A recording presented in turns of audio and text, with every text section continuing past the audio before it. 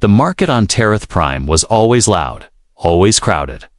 Merchants shouted prices from behind stalls piled with strange fruit. Glowing fabrics and spare ship parts, the smell of cooked street food mixed with the metallic temps of oil and rust.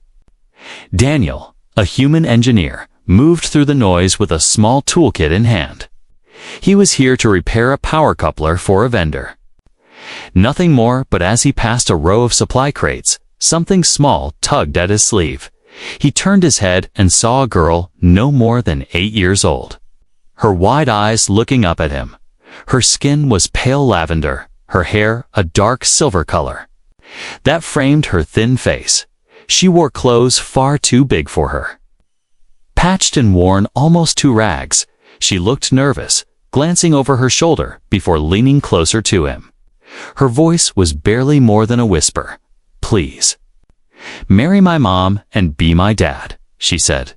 Daniel froze. Unsure if he had heard her right, before he could ask anything, she tugged harder on his sleeve. "Please, they're coming. You can't let them take me." Daniel's eyes scanned the crowd.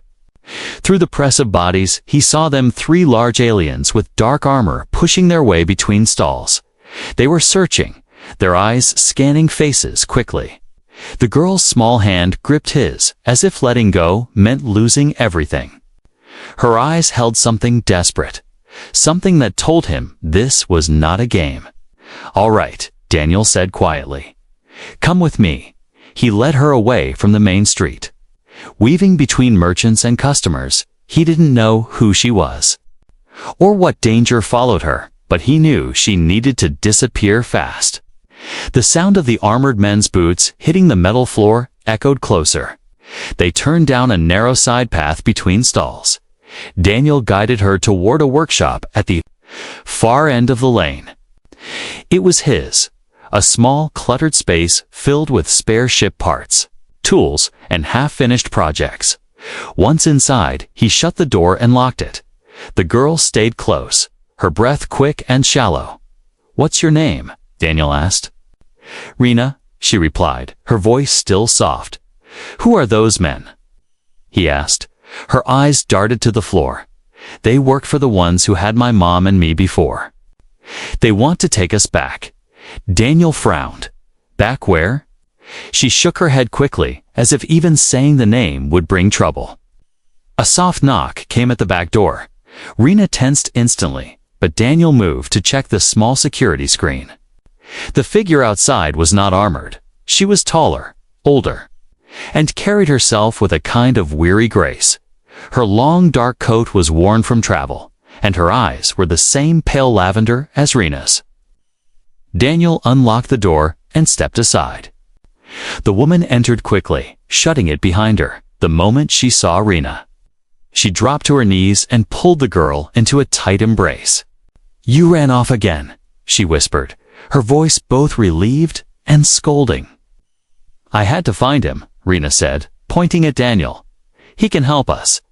The woman looked up at Daniel, confusion clear in her tired eyes. "I'm Sela," she said. "I'm her mother." Daniel nodded. Still processing what Rena had said earlier, Sela seemed cautious, her gaze flicking toward the workshop's windows. "Thank you for keeping her safe," she said quietly, "but we shouldn't be here long." Daniel crossed his arms. "Your daughter says those men want to take her, and you." Sela's lips pressed into a thin line. "They work for the overseers from the mines. We escaped months ago, but they've been looking for us ever since." Her voice carried a kind of exhaustion that came from running too long. "If they take us back, we won't survive." Rena held tightly to her mother's side, but her eyes stayed on Daniel. "You can protect us, right?" she asked. Daniel hesitated, looking from the girl to her mother. "I'm just a mechanic," he said. "But you're human," Rena replied quickly. "They don't push humans around here, outside." The muffled sound of heavy boots passed by the front door. All 3 of them stayed silent. The steps faded, but the tension in the room stayed sharp. Daniel knew this was not the kind of trouble you could simply ignore. He also knew that walking Away meant leaving them to their fate when the noise outside died completely. Sella straightened. "We'll go," she said. "Thank you for helping, but we can't bring our danger to your door." Rena shook her head fiercely, her small hands gripping Daniel's sleeve again. "No, Mom. He's supposed to be with us," she insisted. Her voice carried certainty. As if she already believed it, Daniel exhaled slowly. He had no idea why a child he'd just met would say something like that. But the image of those armored men shoving through the market wouldn't leave his mind. He looked at Sella, then at Rena. "You can stay here for now," he said, "until we figure out what to do." Sella hesitated, then gave a small nod. "Just." For a short time, she agreed. Though Daniel could tell she didn't truly believe safety was possible. Rena, however, smiled for the first time since he'd seen her. And in that small smile, Daniel realized whether he wanted it or not. He had just stepped into something much bigger than himself. The workshop was quiet now. The noise of the market outside was still there. But it felt distant, muffled by the thick metal walls. Daniel sat on a stool near the workbench, while Sella stood close to the door, as if ready to run at any moment. Rena sat between them, her hands still clutching the edge of Daniel's sleeve like it was an anchor. Her eyes followed her mother's every movement, but she didn't loosen her grip. Sella's gaze shifted toward the small heater in the corner. Its warm light made the shadows on her face softer. But the tiredness in her eyes remained. Daniel noticed she kept glancing at the locked door. She didn't fully trust the walls around them. Finally, he broke the silence. "You said you escaped from the mines," he said. Sella nodded slowly, her hands tightening around the straps of her coat. "They called it a debt camp," she replied. "But no one ever paid their way out." Her voice was low, calm. But beneath it was a sharp edge of anger. "They took us when Rena was only 3 years old," she continued. "They said my family owed them for protection. But it was a lie, a way to take people for labor." Daniel listened without interrupting. Rena's small voice spoke up. It was cold there. Sella looked down at her daughter and smoothed her hair. "Cold and dangerous," she said. "We worked in tunnels all day, carrying stone, hauling tools, breathing in dust until it burned our lungs." Her eyes flicked back to Daniel. "If you slowed down, they hit you. If you got sick, they threw you out." Daniel's jaw tightened. He'd heard of such places before. But hearing it like this, from someone who had lived it, made his stomach knot. "How did you get out?" he asked. Sella took a slow breath before answering. "There was a shift change one night. The guards were drinking. I saw a chance and took it." She paused, looking at Rena. "We ran for hours in the dark, hiding from patrols, sleeping in the cracks between old cargo yards." Her voice grew quieter. "We thought we made it, but they've been hunting us ever since." Daniel leaned forward slightly. "Those men in the market? They work for the camp." Sella nodded. "They're trackers. They'll follow until they find us. It doesn't matter where we hide." Her eyes were hard now, filled with the kind of fear that had long since turned into survival instinct. Rena looked up at Daniel. "You can stop them, can't you?" she asked. Daniel hesitated. He wasn't a soldier anymore. He was just a mechanic with a small ship. But when he looked into her hopeful eyes, he knew the truth. He couldn't tell her no. "I can try," he said. It wasn't a promise, but it was enough to make her hold his sleeve even tighter. Sella's gaze softened for a moment, but then her expression hardened again. "You shouldn't get involved," she warned. "If they find out you're helping us, they'll come after you too." Daniel leaned back on the stool. "Too late," he said simply. "I'm already involved." The words made Sella blink, as if she hadn't expected him to answer like that. Rena smiled faintly, pressing her head against her mother's arm. The heater hummed softly, filling the space between their words outside. The market noise rose for a moment, the sound of an argument. then laughter. It was strange to think that in the same city where people bought and sold spices, clothes, and ship parts, others were bought and sold too. Daniel's thoughts turned dark. But he kept his voice steady. "Where were you planning to go?" he asked. Sela shook her head. "We didn't have a plan, just away," she admitted. "But running without a destination only works for so long." Daniel considered this. "I have a ship," he said. "If you want, I can get you off." This planet, Sela's eyes narrowed slightly. And then what? Live on the run forever. Daniel shrugged. Better than living in chains. Her lips pressed into a thin line. But she didn't argue. Rena tugged at her mother's coat. "Please, Mom." "I like him," she said. Sela glanced down at her daughter, her expression softening. Despite herself, Daniel watched the exchange quietly. He could see that whatever decision Sela made, Rena's voice would matter. Finally, Sela sighed. "We'll stay here for tonight," she said. "Tomorrow we'll decide." It wasn't the agreement Daniel hoped for.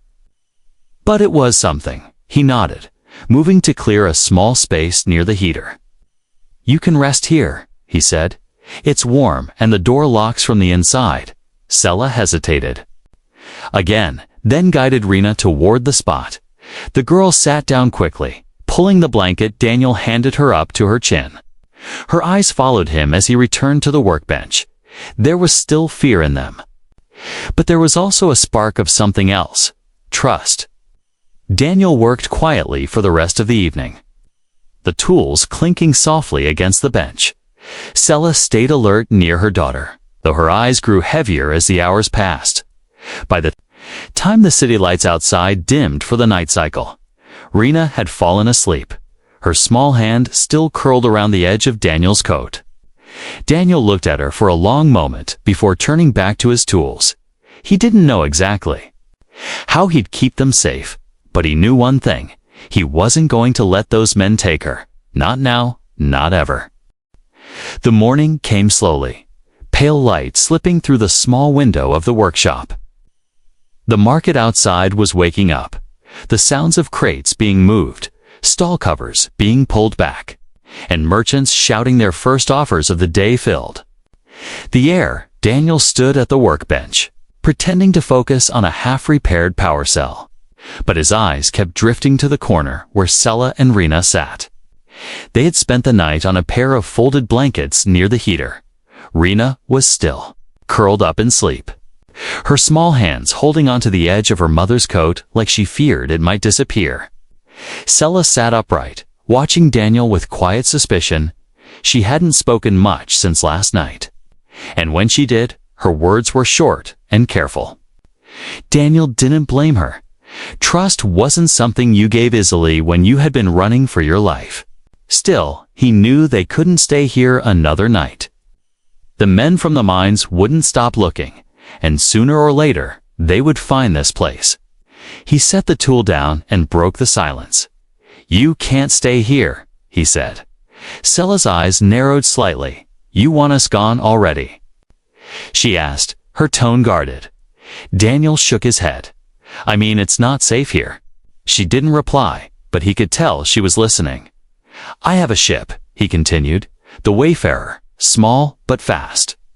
We can be off this planet by midday." Sela's gaze flickered toward Rena. "Still asleep, running again," she said quietly. "That's all we ever do."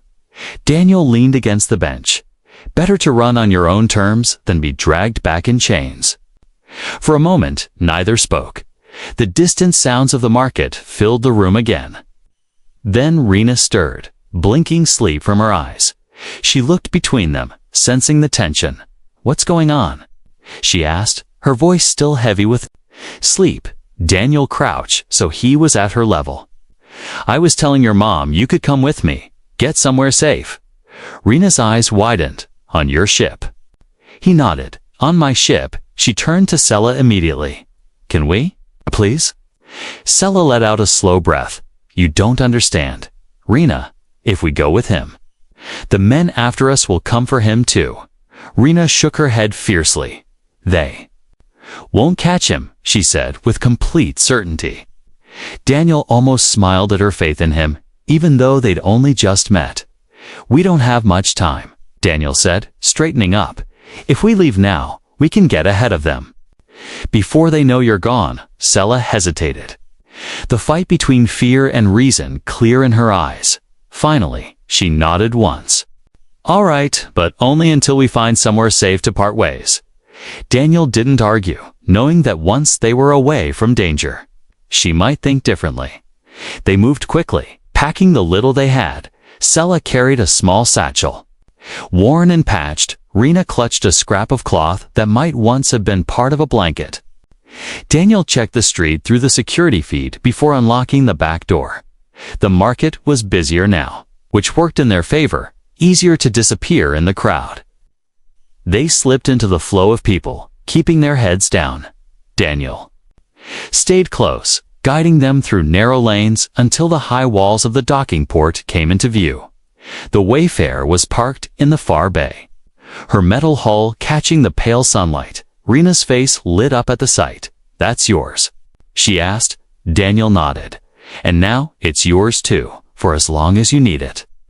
They climbed the ramp quickly. Inside, the ship was warm, the air smelling faintly of engine oil and something faintly sweet from the sealed rations.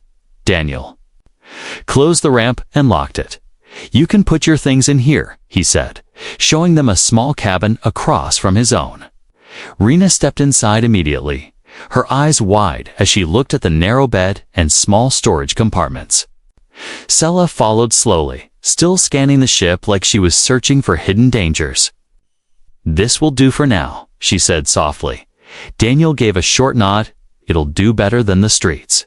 He moved to the cockpit and began powering up the systems. The hum of the engines filled the ship, a deep, steady sound that seemed to settle the air through the front viewport. The sky over the port was a pale silver. Rena appeared in the doorway of the cockpit. She stood quietly for a moment, watching the lights flicker on across the console. Can I sit here? She asked, pointing to the co-pilot's seat. Daniel gestured for her to take it. She climbed up, swinging her legs as she looked at the stars on the navigation screen. Sela stayed back, her arms crossed as she leaned on the frame. You really think you can keep us safe? She asked. Daniel didn't look up from the controls. I know I can try, and I know I won't stop.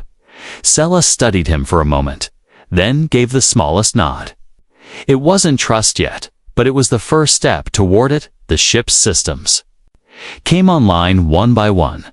Daniel's hands moved across the controls, steady and sure. The Wayfarer lifted from the docking bay, the hum of the engines deepening outside. The city shrank beneath them. The market reduced to a patchwork of color and shadow. Rena pressed her face to the glass, a small smile forming as the clouds gave way to the black of space. For the first time in years, she felt like she was going somewhere she wanted to be. And for the first time in a long time, Sela allowed herself to believe it might last. The Wayfarer was still in orbit above Tereth Prime. Daniel had planned to refuel and buy a few more supplies before jumping to hyperspace. He kept the engines warm and the shields ready, but for now, the ship floated quietly among the other small freighters and transports waiting for clearance. Inside, Rena sat in the co-pilot's seat, swinging her legs and staring at the stars beyond the glass. Sela stood near the back of the cockpit, her arms crossed, her gaze moving constantly, always watching for danger. Daniel glanced at the console. Checking the traffic schedule. We'll be clear to leave in 20 minutes. He said. Sela didn't relax. That's 20 minutes too long, she replied. Daniel didn't argue. He knew she was right. Trouble could find them in less time than that, and trouble did. It started with a soft ping on the ship's scanner. Daniel leaned forward, narrowing his eyes at the blip appearing on the edge of the screen. The signal wasn't a normal transport beacon. It was a slaver tracking pulse, sharp and deliberate. They found us, Daniel muttered. Rena looked up at him, her smile fading. What does that mean? she asked. "It means," Daniel said, keeping his voice steady, "we have to move now." He tapped a sequence into the controls, requesting emergency departure clearance. The Port Authority's voice came back over the comms, slow and bored. "Negative, vessel Wayfarer. You are not cleared to leave." Daniel's jaw tightened. "They're here," Sella said quietly, her eyes on the scanner. The blip was growing larger. Closing in fast, Daniel didn't waste time. "Hold on," he said. Switching the engines from standby to full power, the Wayfarer lurched forward. Breaking from its holding position, a warning flashed on the console. "Departure without clearance." Daniel ignored it, pushing the throttle harder. From the viewport, the dark shape of a ship slid into view. It was sleek, armored, and carried the jagged markings of the mine overseers. Rena's breath caught. "That's them," she whispered. The comm system crackled to life. "Unidentified human vessel, power down and prepare to be boarded," the voice ordered. Daniel kept his hands on the controls, his eyes locked on. The flight path ahead, not happening, he muttered under his breath. The slaver ship moved to block them. Daniel threw the Wayfarer into a sharp turn, the stars outside swinging wildly. The smaller ship groaned under the sudden shift, but it held. "Are you trying to get us killed?" Sella demanded, gripping the seat for balance. "I'm trying to make sure we live." Daniel shot back. The slaver ship opened fire. Bright streaks of energy flashed past the Wayfarer, one grazing the edge of the shields with a flicker of light. The console beeped angrily, warning of shield strain. Daniel banked hard again, diving low toward the planet's upper atmosphere.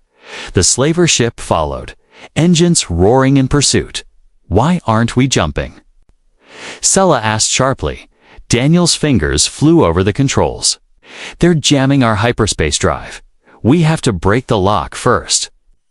He skimmed the ship low over the thin clouds, weaving between small meteor fragments in the upper orbit. Each sudden turn made the slaver ship adjust course, slowing it slightly.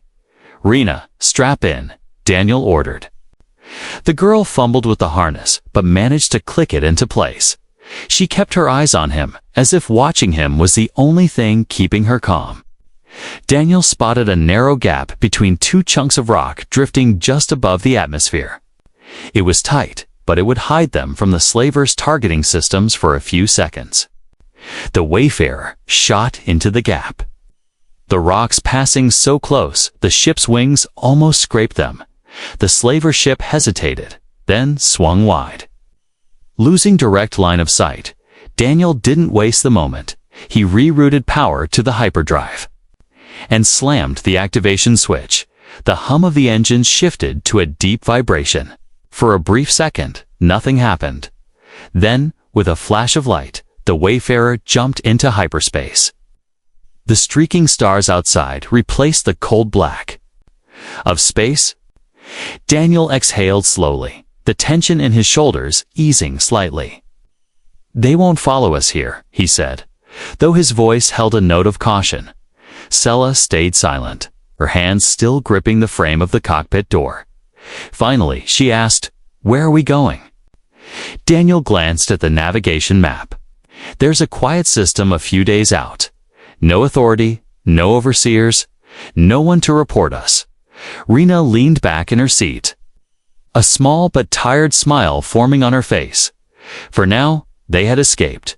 But Daniel knew the slavers wouldn't give up, and somewhere deep inside, he also knew that leaving them alone after all this was no longer an option. The Wayfarer moved through hyperspace. The stars stretched into bright white lines outside the cockpit window. The hum of the engines was steady. But inside the cabin, the air felt heavy. Sella stood near the galley, her arms crossed, staring out at nothing. Rena sat at the table, quietly drawing patterns on the surface with her finger. Daniel leaned against the bulkhead, watching them both. He knew they were safe for now, but only for now. The overseers would send ships to check every route, every small port, every backwater world they could think of. Eventually, they'd find the trail again. Daniel hated waiting for danger to return. He preferred to get ahead of it, to decide the fight on his own terms. He cleared his throat. "We can't keep drifting," he said. His voice, even Sella looked at him, her expression unreadable. "Do you have a plan?" she asked. Daniel nodded. "Yes, we leave Terrath, space completely. Head into human territory. There are colonies there where the overseers have no reach." Sela's brow furrowed. "That's a long way and dangerous," she said. Daniel shrugged. "It's more dangerous to wait for them to find you." Rena looked between them, sensing the weight of the decision wherever we go. "Can we all go together?" she asked softly. Her words hung in the air. Daniel met Sela's gaze. The question wasn't just about travel. It was about something bigger: trust, protection, family. Sela's lips pressed into a thin line. "You've already done more than anyone else would," Sela said. "We don't want to put you in more danger." Daniel shook his head. "You're already in danger. That doesn't go away unless we make it go away." His voice was calm but firm. "We run, we keep running until there's nowhere left for them to follow." Sela hesitated, then sighed. "And when they catch up?" she asked. Daniel gave a small smile, but it didn't reach his eyes. "Then they'll regret it." Rena's face lit up, a tiny flicker of hope breaking through the tension. He moved to the cockpit, motioning for them to follow. On the main screen, a star map shimmered with hundreds of points of light. Daniel zoomed in on a section of space far from their current location. "This cluster here," he said, pointing, "mostly human colonies, strong defense fleets, and people who look out for each other." Sela studied the map, her hand resting lightly on Rena's shoulder. "You've thought about this?" she said. Daniel nodded. "I've seen what happens to people the overseers take. I'm not letting that happen again." Sela's eyes softened slightly, though. She didn't speak. Rena glanced up at her mother.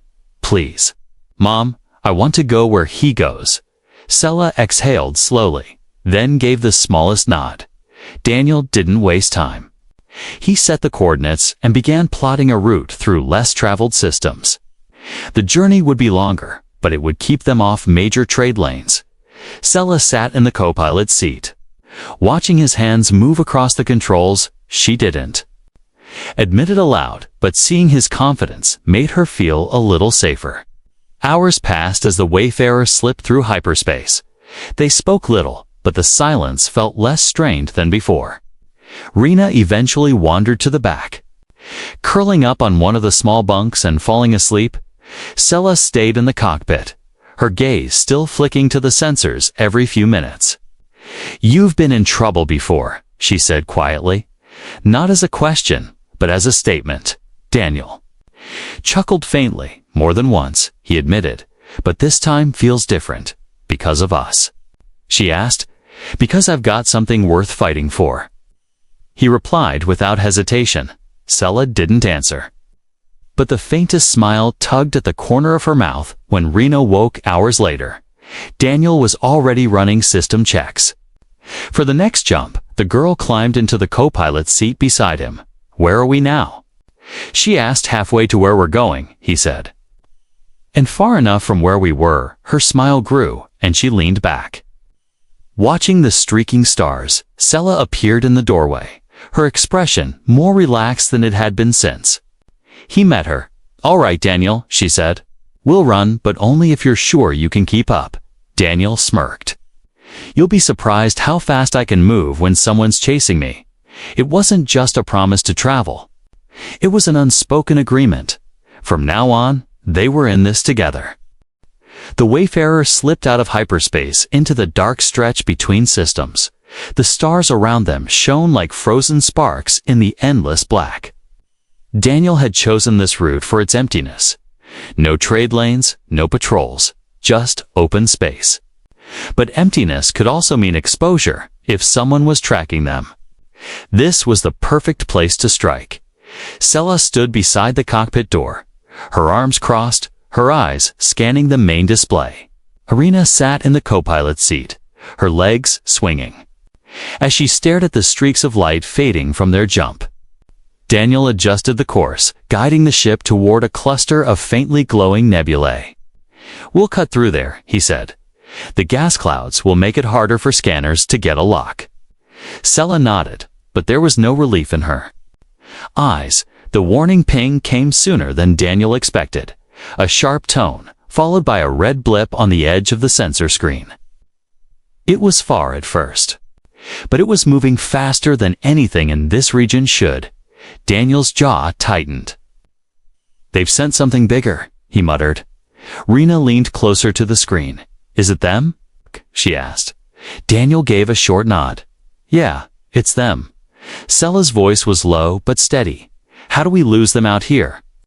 Daniel's fingers flew over the controls by making sure they have no idea which way we went. He pushed the throttle, sending the Wayfarer speeding toward the nebula ahead. The stars blurred slightly as they picked up speed behind them. The red blip grew, closing the distance with steady precision. "They've got a faster drive," Daniel said. But they can't match us in a tight field." The nebula rose before them like a wall of soft purple mist. Lightning flickered. Inside it, bright flashes that lit the gas clouds from within. "Is that safe?" Rena asked, her voice small. "Not really," Daniel admitted. "But it's safer than what's behind us." Without hesitation, he guided the Wayfarer straight into the swirling gas. Visibility dropped instantly. The stars vanished, replaced by thick clouds that shifted and twisted in the light of the ship's beams. The sensors flickered as the gas played havoc with the readings. Daniel adjusted the flight manually. Weaving through the shapes hidden in the mist, Sella kept her eyes on the rear scanner, watching the red blip flicker but remain. "They're still on us," she said. Daniel frowned. "Then we make it harder for them." He dipped the Wayfarer sharply, skimming the edge of a massive ice fragment floating inside the nebula. The fragment's surface cracked from the heat of their engines as they passed. A spray of frozen shards filled the space behind them. The tracker ship tried to follow the same path. The ice shards slammed into its shields, sending a ripple of distortion across its hull. It slowed, but not enough to lose them completely. Daniel cursed under his breath. "They've got better armor than I thought." Rena gripped the armrests of her seat as the Wayfarer banked hard. To the left, the purple mist outside lit up again with distant lightning. Every flash revealed jagged pieces of rock drifting like slow blades through the gas. Daniel threaded the ship between them. Moving with precision born from years of flying in bad places, the tracker ship followed, slower now, but still closing. Inch by inch, they're stubborn, Sella muttered. Daniel's mouth quirked into a small smile. "So am I." He spotted a narrow channel ahead, just wide enough for the Wayfarer. At the end of it, a cluster of magnetic anomalies shimmered like heat waves. Daniel knew flying through them was a risk, but it was the kind of risk that could end this chase. "Hold on," he warned. The Wayfarer shot into the channel, the magnetic waves pulling at the ship's systems. The lights flickered, the console beeped warnings. Behind them, the tracker ship entered the channel, its shield sparking under the interference. The magnetic pull grew stronger, warping the readings and bending the faint light. Daniel cut the main engines and let the ship drift. Without engine heat, their signature would almost vanish. The tracker ship, relying on its scans, overshot the channel. It drifted past them, disappearing deeper into the mist without realizing the Wayfarer had stopped. Sella let out a slow breath. "You hit us," Daniel grinned faintly. "Sometimes running isn't about being faster, it's about not being seen." They stayed still for several long minutes, the nebula's lightning flashing around them. Finally, Daniel restarted the engines at low power, steering the ship toward the far edge of the gas clouds. When they emerged into open space again, the sensors showed nothing behind them. Rena let out a cheer. "We did it." Daniel gave her a small smile. "Yeah, kid," he said. "We did." Sella looked at him for a long moment, her expression softer than it had been since they met. "Maybe," she said slowly. "Staying with you isn't such a bad idea after." All Daniel didn't answer right away, but in his mind, the decision had already been made. The wayfarer glided toward the blue-green glow of the colony world ahead. It was smaller than Earth, but alive with the same kind of colors. Deep oceans, wide forests, bright cities along the coast. Daniel slowed the ship as the traffic control signal came through. A friendly human voice cleared them for landing in Dock 9. The tension that had been clinging to the air for days began to lift. Sella stood behind the pilot's chair, one hand resting lightly on Rena's shoulder. The girl's eyes were wide as she looked at the growing shape of the planet. "Is that where we're going to live?" she asked. Daniel glanced back at her with a small smile. "If you want it to be." Rena's smile grew instantly. The landing was smooth. The docking bay doors closed above them, sealing out the void. As the Wayfarer powered down, the low hum of its engines faded into quiet. Daniel stood, stretching his back, and motioned for them to follow. The doors hissed open, letting in warm air that smelled faintly of salt and greenery. The colony's port was busy, but not chaotic. Humans in work clothes carried crates, mechanics checked ships, children ran past laughing. Sella looked around, her eyes searching for threats, but found only curious faces. She stayed close to Rena as Daniel led them toward the registry office. Every step felt like a step away from the shadow of the overseers. Inside, the clerk, a tall woman with kind eyes, took their names without questions. Daniel registered Sela and Rena as part of his household. The word felt heavy in Sela's ears, but not unwelcome. Rena tilted her head. "Does that mean you're like my dad now?" Daniel smiled down at her. "Only if you want me to be." She nodded so quickly it made Sela's breath catch. The clerk handed Daniel the colony residency tags. "You're all set," she said warmly. "Welcome home." The words were simple, but they sank deep. Sela held Rena's hand a little tighter. They spent the next hours walking through the settlement. There were gardens growing between the buildings, fresh bread baking in open-air stalls. Sela found herself relaxing. Though she kept scanning the skies out of habit, Daniel stopped at a modest house near the edge of the district. It wasn't much, 2 rooms, a kitchen, and a view of the sea, but it was theirs. That night Daniel cooked for them. It wasn't fancy, just stew with fresh bread, but the smell filled the little house with warmth. Rena ate quickly, her eyes bright. "This is better than anything the overseers gave us," she said between bites. Sela smiled faintly at that, though her gaze stayed on Daniel. After dinner, Rena wandered to the small sleeping room. Curling up under the blankets, Daniel stepped outside onto the porch, the sound of the sea rolling. In the distance, Sela joined him, crossing her arms against the cool night air. "You didn't have to do all this," she said quietly. Daniel looked at her, his voice steady. "I wanted to." Sela didn't look away this time. "You've risked your life, taken us in, given us a home," she said. "I've seen men do things for selfish reasons, but you didn't ask for anything back." Daniel shrugged. "Maybe I just wanted a reason to stop running alone." For a long moment, neither spoke. Finally, Sela let out a breath. "Rena asked you to be her dad." She said, "She's never said that to anyone before." Daniel's expression softened. "Then I won't let her down." Sela looked at him for a long moment, then nodded once. It wasn't just thanks, it was acceptance. Days turned into weeks. The overseers didn't come, and slowly, the fear faded. Daniel taught Rena how to help around the house, how to repair small tools, even how to read human maps. Sela found work helping in the port supply office, where she learned more about human trade routes at night. The 3 of them ate together, Sometimes talking, sometimes just sitting and comfortable. Silence, one evening. Rena climbed onto Daniel's lap with a small drawing she had made. It showed 3 figures, a tall man, a woman with long hair, and a little girl holding both their hands at the bottom. She had written one word in shaky letters: family.